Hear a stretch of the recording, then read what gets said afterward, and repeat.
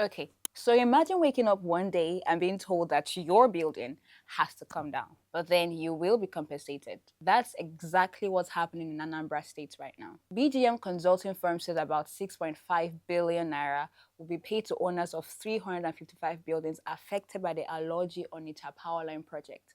Now, these are buildings sitting under power facilities and they'll be demolished to make room for the new transmission line. The project, being handled by the Transmission Company of Nigeria, will pass through 15 communities across 3 local government areas in Anambra State. At a stakeholders meeting in Awka, TCN officials explained that compensation in the north was about 1.8 billion naira, while the southeast will receive over 12 billion naira across Abia, Imo, and Anambra State. And get this, Anambra alone will take almost half of that money.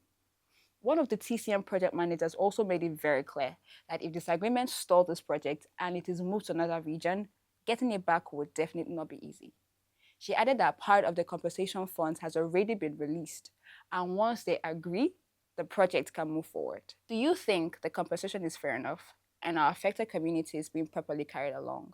Let's talk in the comment section.